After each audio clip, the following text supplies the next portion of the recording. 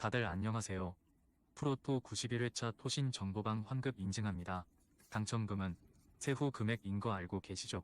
다들 아시겠지만 한 경기 취소되어 당첨금이 반토막 났지만 그래도 당첨 모두 축하드리며 오늘 경기도 분석 시작해보겠습니다. 금일 첫 번째 경기 위트레흐트 대 발베이크 분석 시작해보겠습니다. 위트레흐트는 지난 라운드에서 리그 5위를 달리던 고어헤드를 원정에서 제압했다. 전반 옌센과 람슬라 등의 골이 터졌고 후반은 수비를 강화하고 나서 상대 공세를 막아냈다. 역대 최악의 시즌 출발을 하며 최하위까지 추락했었는데 점차 기어를 올리고 있다. 비어버거의 리드 아래 수비가 안정을 찾았고 보즈도간과 툰스투라 등 중원 경기력도 살아났다. 발베이크는 시타르트 원정에서 선전했지만 패했다. 크라머가 결정적인 기회를 두 차례 놓친 것이 뼈 아팠다.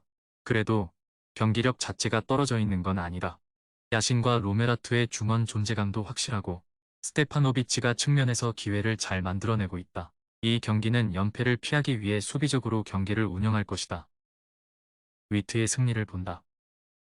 발베이크는 스테파노비치가 측면에서 돌파로 상대 수비를 공략 중이지만 크라머를 제외하면 해결할 선수가 보이지 않는다.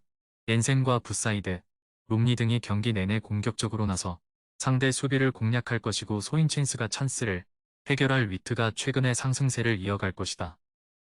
금일 두 번째 경기 르아브르 대 오지시니스 분석 시작해보겠습니다. 르아브르는 최근 연패를 당했다. 그러나 한 경기가 파리 생제르맹 전이었고 스트라스부르 원정에서는 경기를 지배하고 패하는 등 내용 자체가 나쁘진 않았다. 바요가 최전방에서 상대 수비를 잘 공략 중이고 프레의 중원 영향력도 확실하다. 단, 팀이 원하는 안정적인 잔류를 위해서는 안드레 아에오를 비롯한 벤치 크랙들이 역할을 해야 한다. 니스는 랭스를 잡고 2위를 유지했다. 난트 원정에서 시즌 첫 패배를 당하며 분위기가 추락할 수도 있었지만 라보르드와 보가 등 선발 출전한 공격수들이 찾아온 기회를 잘 해결했다. 단, 최근 원정에서는 2경기 연속 무득점에 그치며 승리가 없다.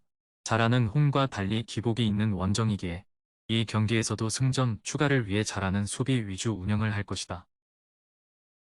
니스의 승리를 본다. 르아브르는 승격팀이지만 탄탄한 스쿼드를 구축하고 이번 시즌 좋은 성적을 내고 있다. 그러나 그랑시와 아에오 등 공격수들이 부진하기에 바요가 해결하지 못하면 득점이 안 나오고 있다. 로사리오와 산송의 중원 장악 속의 라보르드와 모피가 기회를 노릴 니스가 승리할 것이다. 금일 세 번째 경기 나폴리 대 칼리아리칼초 분석 시작해보겠습니다. 나폴리는 지난 라운드 경기에서 유벤투스에 패하며 연패를 당했고 순위가 7위로 추락했다. 지난 시즌 세리에를 압도적 성적으로 제패한 팀이었는데 한 시즌 만에 하락폭이 크다. 팀과 사이가 좋지 않던 오시멘이 돌아와 풀타임을 소화 중이긴 하지만 골 결정력이 아쉬웠고 폴리타노도 선발로는 아쉬웠다.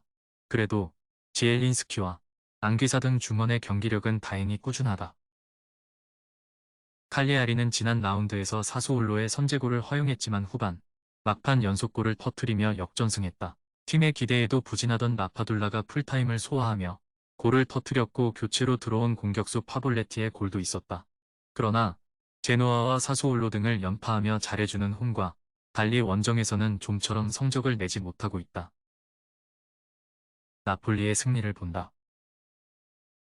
칼리아리는 잔류를 위해 선택과 집중이 필요한 팀이다. 강팀 상대로 나서는 원정이라면 공격 의사를 보이지 않고 더 수비적으로 무실점 경기를 노릴 것이다. 그러나 앙귀사와 지엘린스키가 중원에 나서 점차 경기의 주도권을 가져갈 나폴리를 90분 내내 막아내긴 어렵다. 크바라츠엘리아와 시메오네 등이 오시멘을 지원할 나폴리가 승리하고 연패를 벗어날 것이다. 금일 네 번째 경기 벌리 대 에버턴 분석 시작해보겠습니다. 벌리는 리그 19위로 강등권에 머물러 있다. 그러나 직전 라운드에서는 난적 브라이튼 상대로 수비적으로 경기에 임하며 승점 한 점을 따냈고 셰필드를 완파하는 등 최근 분위기는 좋다. 베이어와 오셰이, 비치뉴 등이 나서는 수비 라인이 안정적이고 베르게의 수비 라인 보호도 좋다. 단, 안도우니와 제이 로드리게스 등 최전방 공격수들은 기복이 있다. 에버튼은 노팅엄 원정을 시작으로 뉴캐슬과 첼시를 연패하며 3연승에 성공했다. 승점 삭감 징계로 인해 17위지만 벌리보다 우승을 더 따냈다. 그러나 이 경기는 대형 악재가 있다. 센터백인 브란스 화이트와 베테랑 볼란치인 게에가 리그 징계로 인해 이번 원정에 출전할 수 없다. 고드프리와 가너 등이 그들의 공백을 메워야 한다. 애슐리 영도 직전 경기 당한 부상으로 결장이 유력하다. 접전을 본다. 에버튼은 최근 찬스 상황에서 마무리가 잘 되며 승점을 잘 따냈다. 그러나 이 경기는 원정이며 게에와 브란스 화이트 등 척추라인의 중심인 선수들이 빠지기에 공격에 기여를 올리기 어렵다. 벌리가 오도버트와 로드리게스를 앞세워 공격을 주도하겠지만 라인을 내리고 버티기에 나설 에버튼 상대로 승점 한 점에 만족해야 할 것이다. 금일 5번째 경기 세비야 대 헤타페 분석 시작해보겠습니다. 세비야는 이보다 나쁠 수 없는 시즌을 보내고 있다.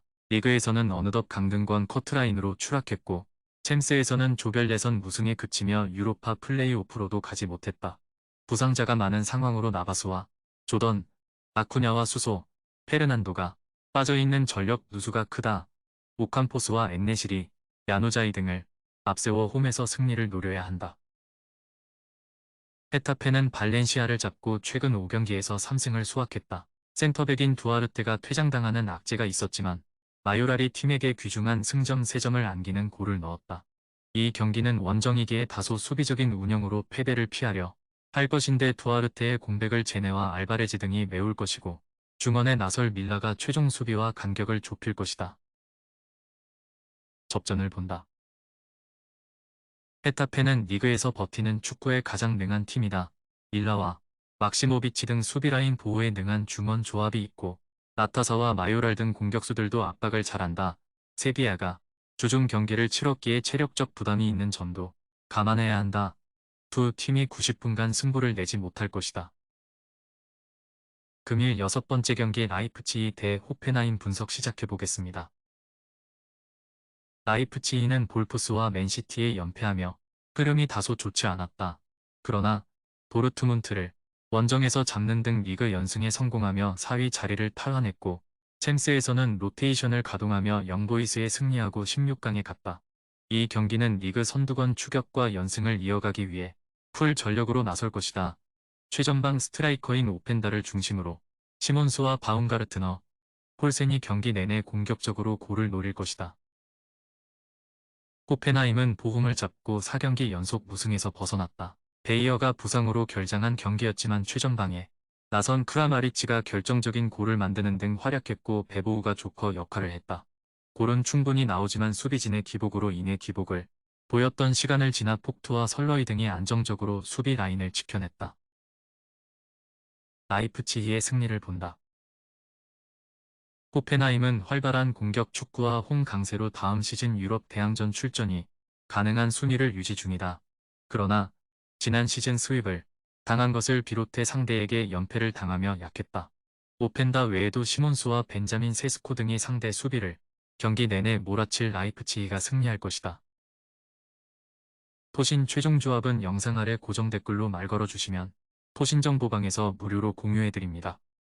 제발 손해보면서 토토하지 말고 다같이 웃으면서 즐겁게 베팅합시다. 함께 하실 분들은 부담 갖지 마시고 편하게 말 걸어주세요.